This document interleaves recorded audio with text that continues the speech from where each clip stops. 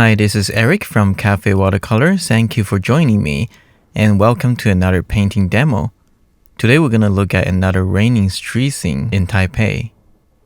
So in any of the landscape and cityscape painting, I start with drawing, and the first thing I'm going to draw is the horizon line. And in this reference photo, you can tell very easily where the horizon line is by using all the architectural details and the structures. Try to draw lines to where all they're leading to, and you can find a vanishing point right on the horizon line. So for a scenery like this, you need to know your vanishing point in order to establish the perspective of this street scenery. So this place is where I grew up actually. This photo is taken by where I used to live. This is an alleyway right next to my home. And in Taipei, you're going to see a lot of this type of streets. There's a lot of building that's easily 10 to 16 levels tall. And there's a bunch of condos inside of those buildings. So that makes a very, very interesting subject to paint.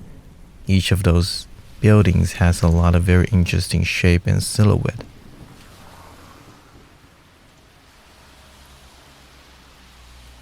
So the drawing is a very good time to figure those out to get yourself familiar with the subject you are referencing from.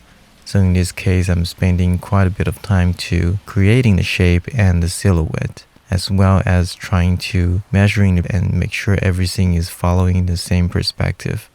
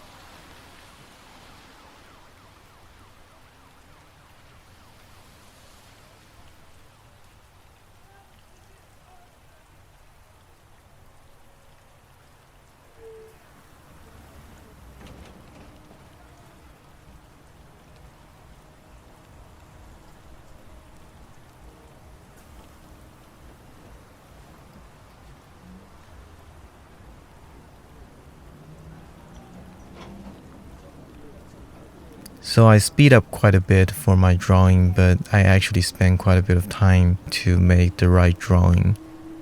Now I'm not using a ruler or anything because I'm not doing a mechanical drawing, but it is very important that I can be as accurate as possible because there's a lot of hard surface, there's a lot of buildings, so you want to somewhat make your drawing solid.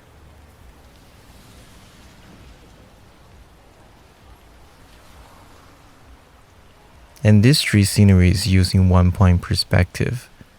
And actually a lot of the city street sceneries that I do are mostly just one-point perspective. It might sound very simple, but to me, a simple one-point perspective is often more powerful than, let's say, more complicated two-point perspective because it has a very strong focal point to lead your eye into the painting. And I actually think we see a lot more one-point perspective in our daily life than two-point or even three-point perspective. And the reason of that is when we are walking or we're driving, we're always focusing on what's ahead of us. So when we are walking towards something, when we are driving towards something, what we see are mostly one-point perspective. It's rarely that we look directly at the corner of the building. So I personally feel one-point perspective is more engaging, is more dynamic, and it's easier to place the viewer into the scenery.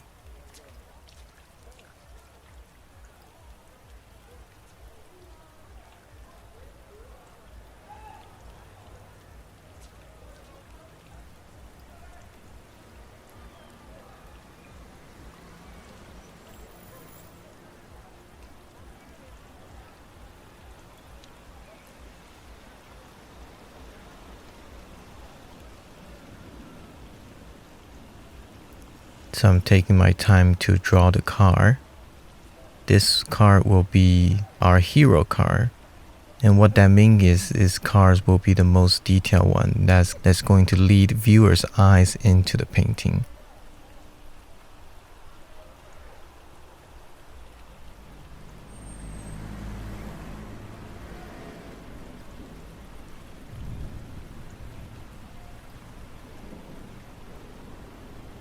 So I pay extra attention to draw that and make sure it's following the right perspective.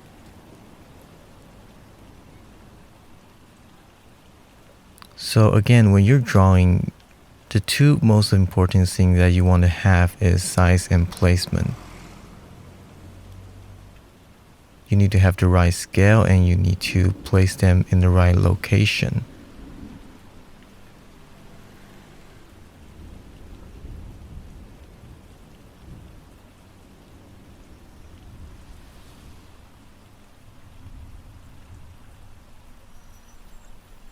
When I draw, I try not to lift my pencil just to keep my line organic and spontaneous.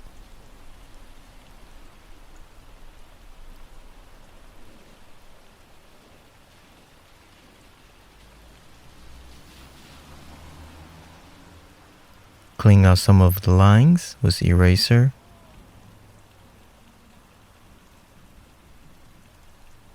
Now, a drawing is probably more boring to watch because there's no color, there's no value. But when you are doing the drawing, what you're really doing is to familiarize yourself with the subject. You are analyzing the form and the shape with your hand and your pencil.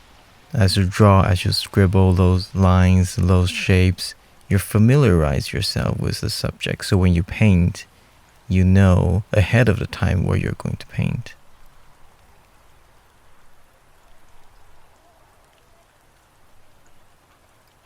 Now I erase the cars in the middle ground and the background because I want to change the placement of those. And drawing is the time that you can really do that and figure those out. I feel the car is a little bit too close to each other, so I want to space them out a little bit. I don't want them to space out evenly.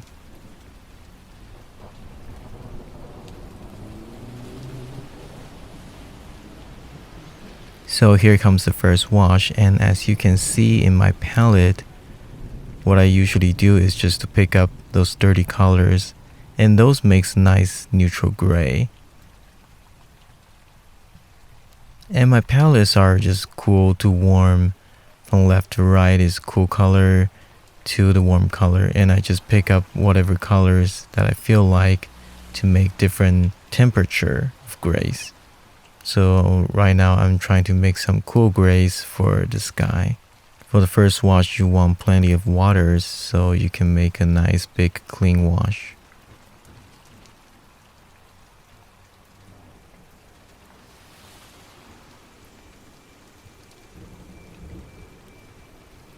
Now as I come down, I make it a little bit darker and make some warmer color.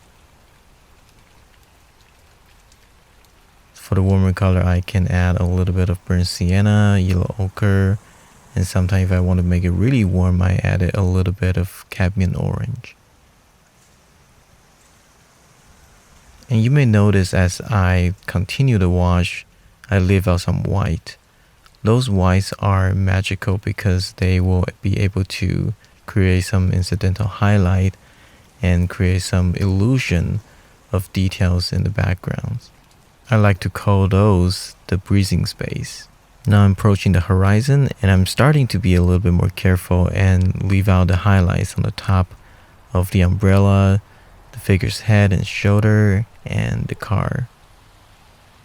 And because I paint tilted up, you can see there's a bead gathering on the bottom of the wash. And those beads are the indicator that if they're still there, you can continue your wash down. If the bead is gone, if it's dry, you're done with this wash. So clean water and I soften the horizon line. I don't want a clean line right now. I don't want a hard edge as for now. This is the first wash, and what I'm really doing right now is just to establish the atmosphere of this painting. So as I continue down and paint the ground, I started to mix some cooler color again, and from light to dark again.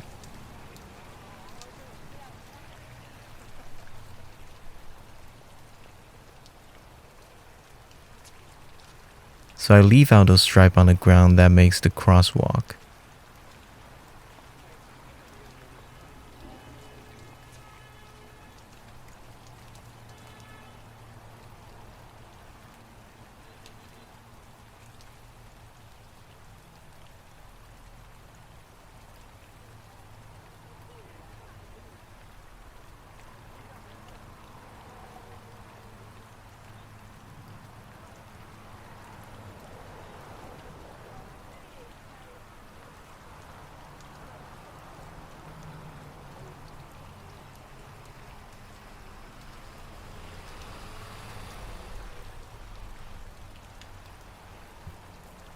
And here I use a dimmed clean brush to make the directional line.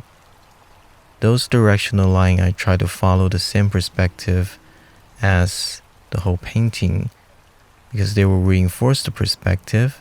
So I try to do this directional line as the tire track.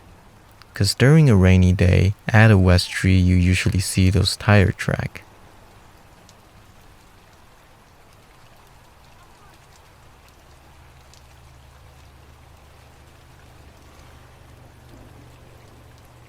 Now I mix up a little bit darker color for the buildings on the left.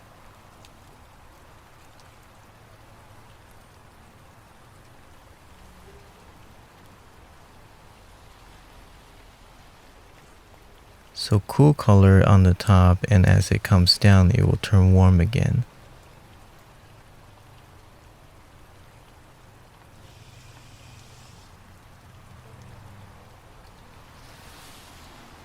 So I still try to use a decent sized brush for this because I want to make a nice flat clean wash. And even though in the reference photo you can see there's a lot of windows on this building, I decided not to paint every single one of them. First, because I don't have the patience to paint all of them, and second of all, that's not the point of the painting. If you paint every single little details, the painting will become very tedious and tired to look at very quickly. All I want to establish is the shape of this building that sits inside of the atmosphere. So even though this is one big wash, you can still make it interesting by paying attention to the silhouette of the building, and as well as leaving out the white that suggests some details and highlights of the windows. There's a lot of windows, so there's a lot of window trim. Most window trims are white, so those little white spots and the little white space that I create during this wash will start to feel like they're window trims. And that's not really the point anyways. When you look at the scenery, the window trim is the last thing you're probably going to notice because you're overwhelmed by the buildings inside the urban jungle, the cars and the figures in the wet street. So those details on the building are not very important for this painting. It just sort of need to be there with some suggestive details. I switched to a smaller brush so I can control the shape a little bit better.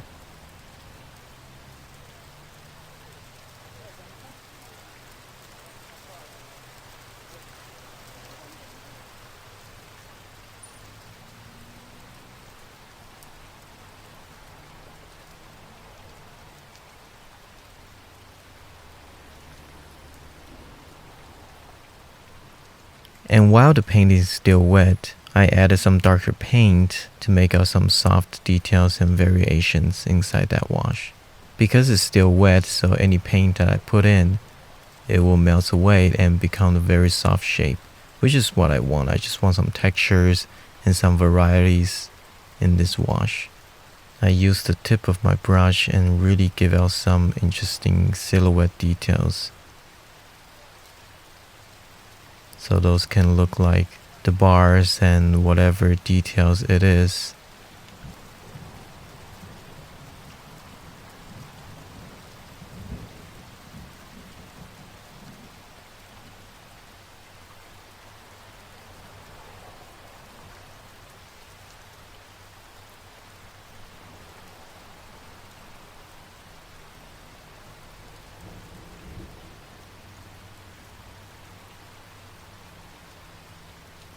So here I added some burnt sienna to give that sort of rusty metal look that I see in the photo. And those are very subtle color changes, but that little bit of variation will make the painting a little bit more interesting to look at. And I tap my brush with some clean water to create some interesting textures to break up this big consistent wash. It works very well for a raining scenery like this. While it is still wet, play with it all you want. There is this window of time that you can play around with it to affect it, to make it a little bit more interesting.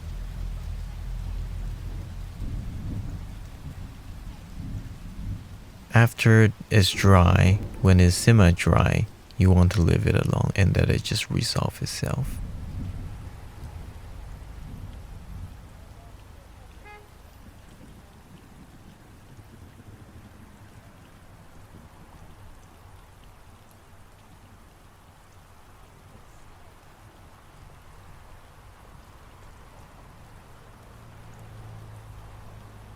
And before it's dry, I connect the shape with the building in the distance. And the reason I do that is because I want this to read as one big shape. Connecting your shape is very important because you want everything to feel it belongs together. It sits in the same atmosphere in the scenery. You really want everything to sort of just melt together because it's misty, it's foggy. Everything sort of melts together into different shapes. Just dropping some darker paint on top. I'm giving the rooftop some interesting details because I saw those in the photo reference. And it's funny because when I paint, I didn't look into the details, so I didn't know what those are. And now I enlarge the photo, I can tell there are different plant pots and things like that. I find painting tilted up is really beneficial for doing a raining street scene like this because the gravity will pull the paint down, and that makes a really interesting sort of soft shape pulling downwards really enhance the feeling of a raining day because rain drops from above. So that gives a really nice and interesting atmosphere feels to it. So all the shadows and all the architectural details, they'll have this slight directional blur that's going down, which is interesting and great to look at. And the key to put those little dark mark while the wash is still wet is not to press down really hard, not to mix a very watery mixture. Keep the mixture dry and use the tips of your brush to just sort of gently drop in the pigment, and it will do the work for you. So even though this is a very loose painting, but I'm still very mindful of the perspective. So as I'm doing all these little dark marks, I'm doing some lines that fall in the perspective. Now they will really melt into the wash and become a very, very soft shape. You can still faintly see those lines are leading to the perspective.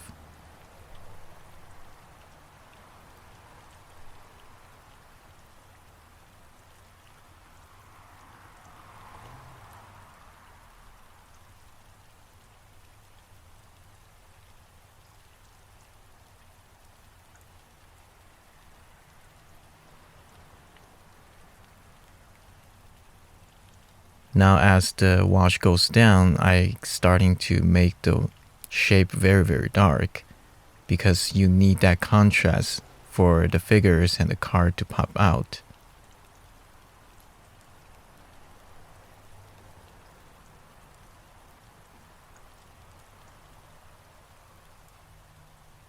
So I'm being a lot more careful and cut around all the shapes, the umbrella, the head and the shoulder, and the top of the car.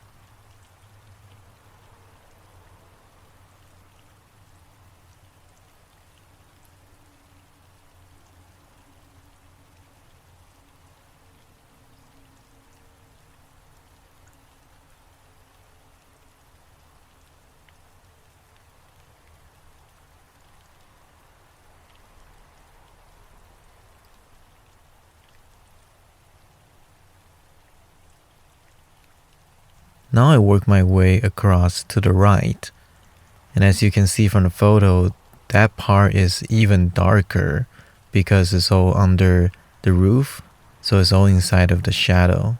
And because of this building is even closer to us, I need to paint it darker so that it pops out more.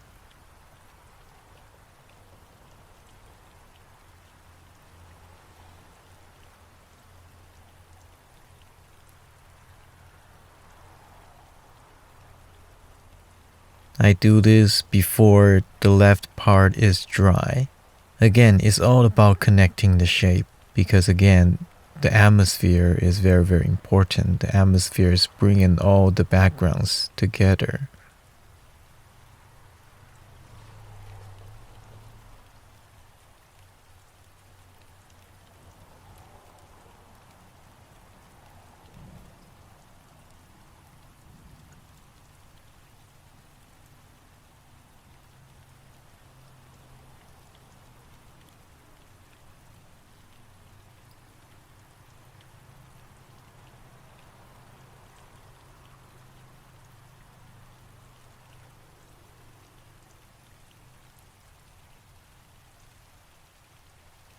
So I bring down the wash and make the road a little bit darker.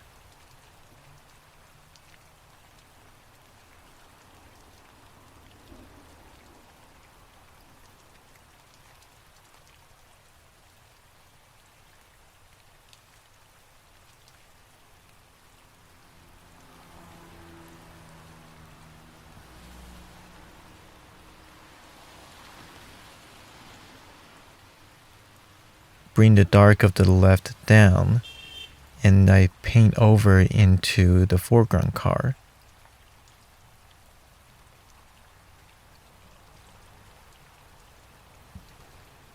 This actually took me quite a bit of practice and a couple paintings for me to get the importance of connecting the shape, because in the reference photo you clearly see the car against the background. But in a watercolor painting, sometimes if you're able to connect and combine different elements into one shape, it will feel more atmospheric. Now I'm working from top down of the right building. And again, this building is closer to us, so this building will be a lot darker. And I try to mix the value just right so I don't need to glaze over it again. And if you can get the value right in the first try, the better it will be, and it will look fresher.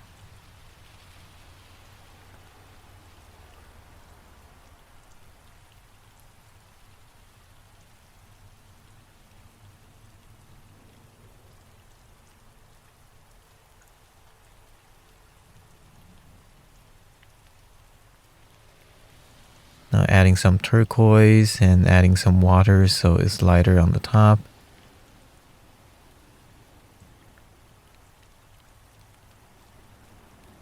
And again, same thing as the left building, I deliberately left out some white on paint, and those empty space will suggesting window trims, bars, wires, all the little details on the building.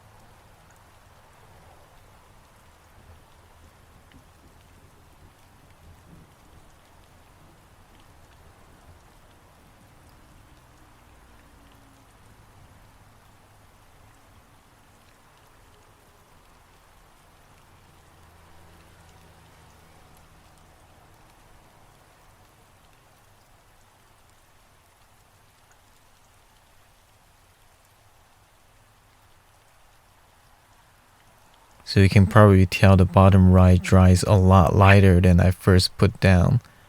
So this is very important. When you paint watercolor, the more water you put in your mixture, even though it can look really dark in the beginning, when it dries, you'll be surprised how much lighter it becomes.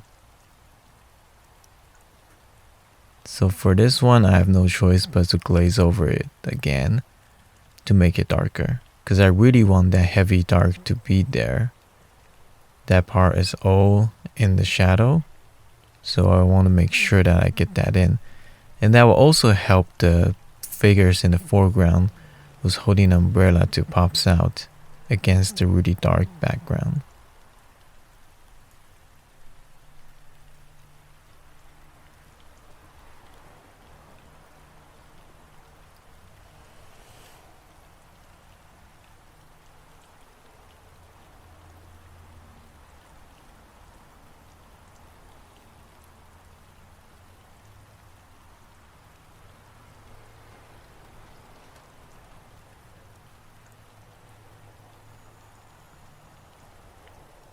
Now I use a Kolinsky brush to do the tree. It's basically just the silhouette of the tree. I'm not painting individual leaves and stuff.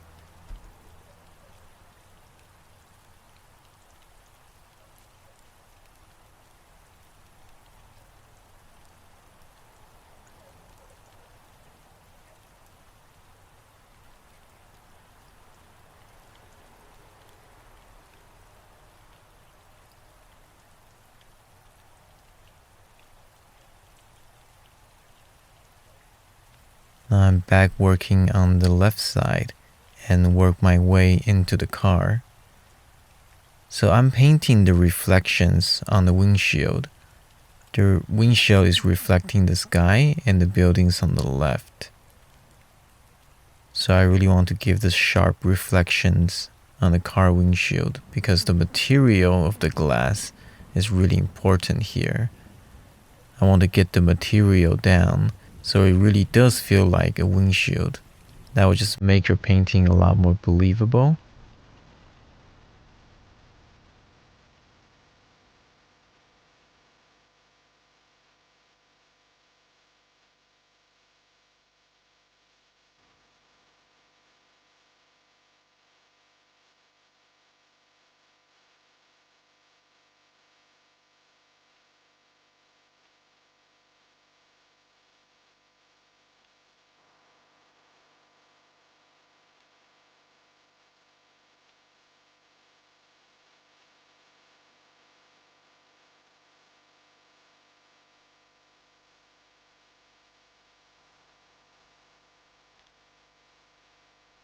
So I put down the orange and the red gouache while that is still wet, so it gives it this soft glow effect. Those gouache are straight out of tubes, so they are very strong, and that's what you want. And when I put those down, all of a sudden you start to see color, even though most of the painting are pretty much just different shades of gray. That little bit of red really helps the car to pop out.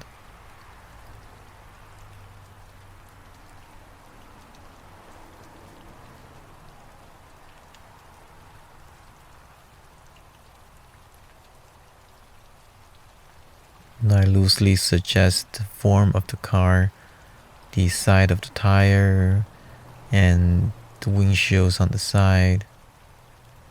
And before those are dry, I start doing the reflection of this car.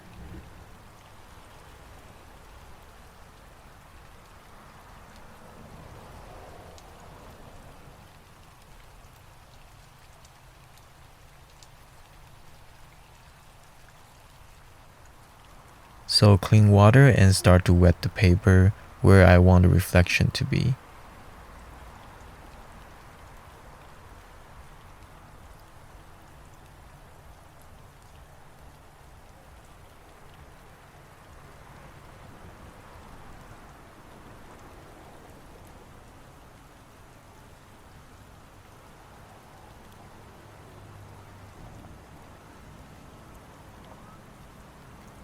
And I mix a fairly dark color and just drop in the pigments.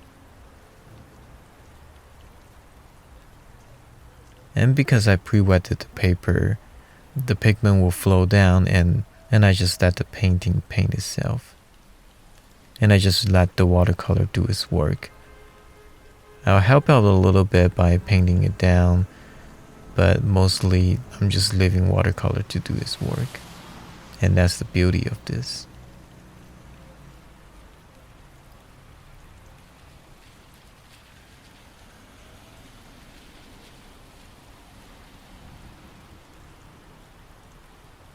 And with the reflection in before it's dry, I go back in and do the directional line again to just break up the reflection a little bit. Adding somewhere dark, I want that reflection to be strong, just to contract the reflection of the sky on the right.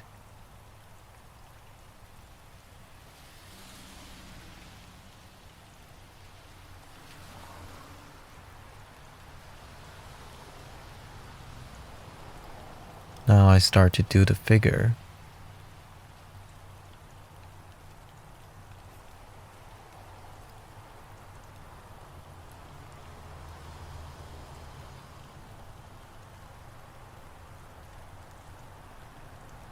So the figure on the left, his leg is mostly just disappear in the dark, which can actually be very interesting to look at because it feels like he's belong into the scene.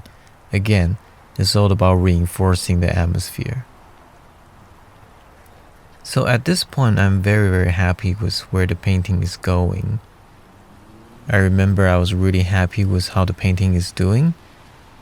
And when you are able to feel confidence about how the painting's turning out, it always helps.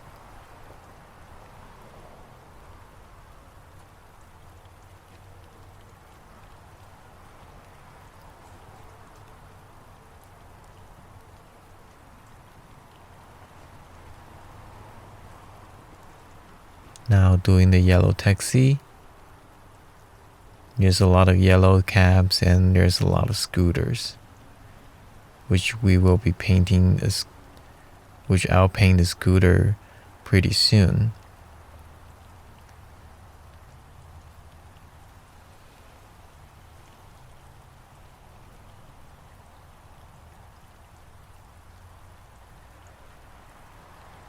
Now the yellow cab has yellow reflection on the street.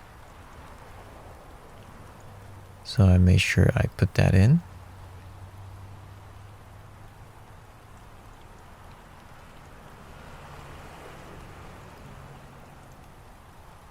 So the past 2 weeks were very exciting because I got a lot of views on one of my previous video on painting a rainy street scenery on Vancouver. And a lot of people commenting, a lot of people subscribe, and a lot of people visit my website and sign up to get the PDF guide. So I really want to thank you all for your support. And I'm really glad that the things I put out is helping people. If you have any question, feel free to comment down below and I will try to answer the best I could.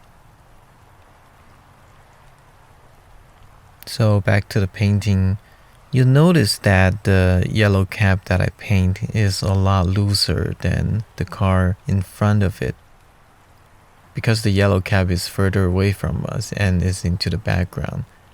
So I want to keep it simple. Each car that goes into the distance, the more simple it should be, so they're not competing each other. If I paint each car with same amount of care and detail, they'll all end up looking the same, and you break the depths. But the car in the far distance is pretty much just like 2 strokes.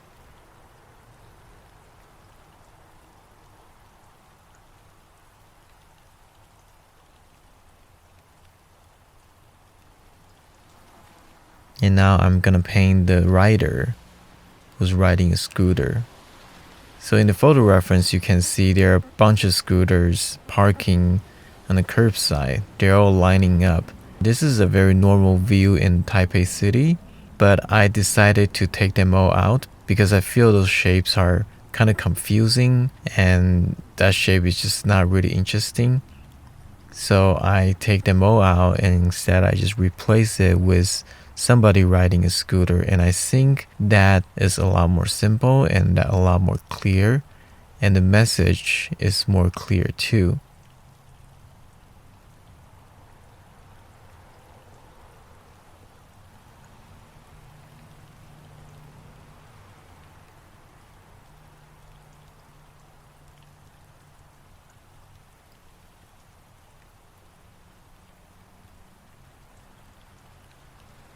Now working on the figures on the right.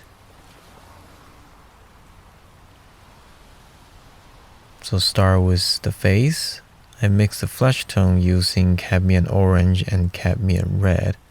It's quite warm, but because you are working against all the dark and the cool backgrounds, so it's better to be a little bit hotter when you're painting a figure in a street scenery like this, because they'll pop out just a little bit more.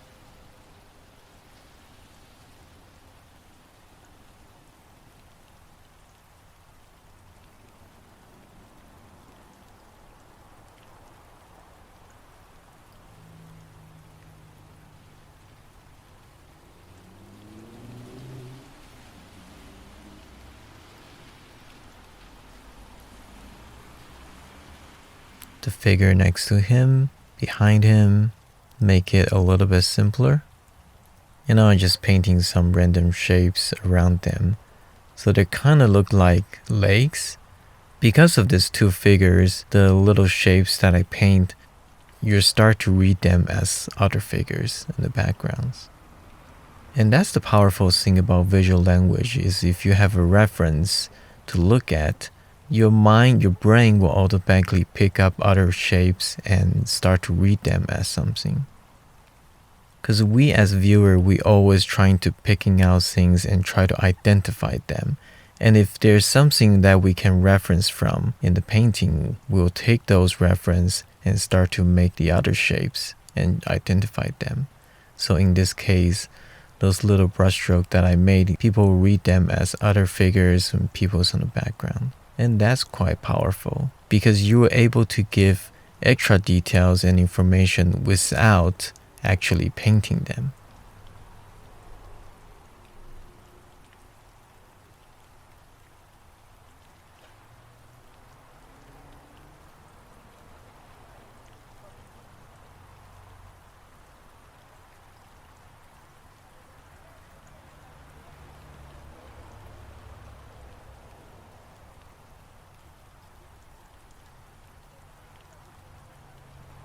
Now the background building is completely dry, so I can use a little bit dry brushing details on it. Not too much. The purpose of it is to reinforce the form. So you see me to draw some basically perspective lines and a little bit hint of windows and the separation of form, but nothing too prominent, nothing too heavy, because you don't want to break the depths. It just need a little bit of detail to read the form better. So I put down some dark mark and I use clean water to soften it up. So it'll become this hard to soft shape, which is quite nice. And there's a tree in the foreground. So in the beginning I was trying to paint that in, but I quickly scratched that idea because I don't think that tree helps the overall painting. I actually think those shapes can be very distracting because the buildings on the left is in a very good place, but also is connected into one big shape. And if I do the tree in front of it, I think it will start to make it a little bit too complicated. So I decided not to do that. So basically what I did is I wet the paper, I wet that paint and loosen those paint, and I just use paper towel and blot them out. Some more dark. It's giving a little bit more details. Again, it's very easy to start to dig into it and do as much as possible. But at this stage, you really want to be careful not to be doing too much. So the painting is looking pretty good right now. I was very exciting. I consider this as one of my best street scenery paintings so far, because I start to think about it before I start to do the drawing. And that tells you how important it is to really think about what you're going to paint. And if you're painting outdoor, you obviously don't have that much time for planning, and a lot of things you need to base on your experience and your intuition. But for a painting that's done at home or studio, you really have no excuse to plan a little bit more and to do the best you can.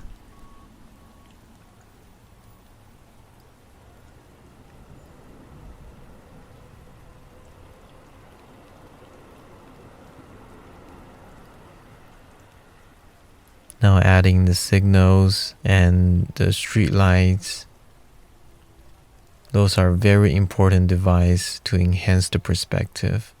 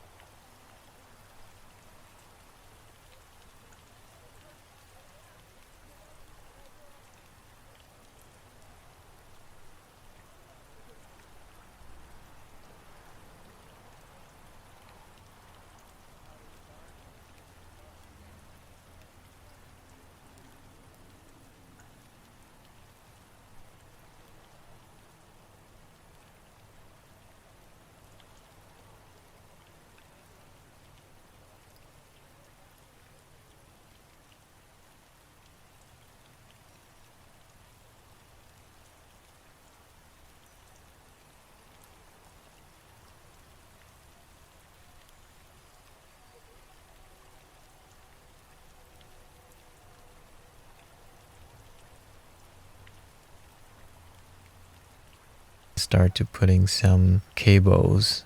Those are very important because a little detail like that really makes the painting more interesting. And it also off balance that everything is so vertical. A little bit of horizontal diagonal lines really helps the painting to balance out a little bit more.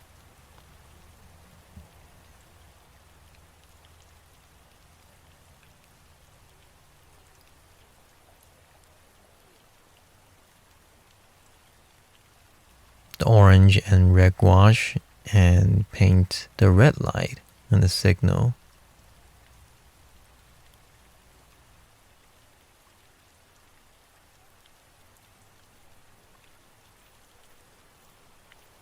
And add a little bit more on the tail light of the car in the front.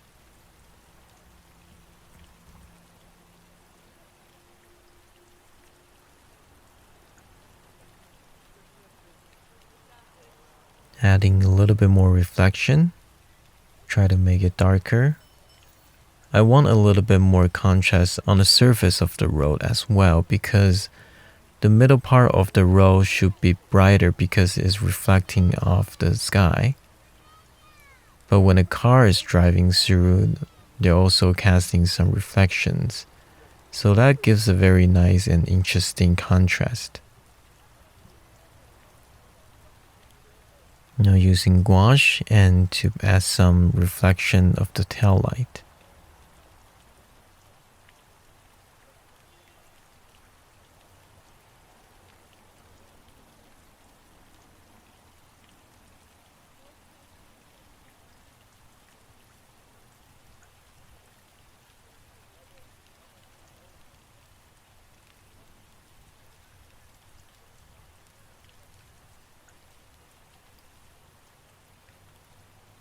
Very quickly add those black stripe on the yellow paint on the traffic light pole.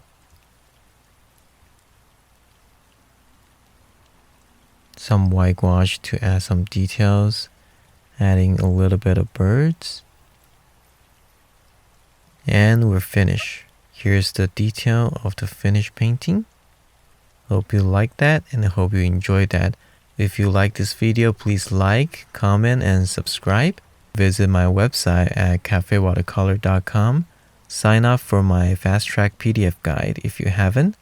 This painting is up for sale if you're interested. Hope you enjoyed the video and I will see you next time.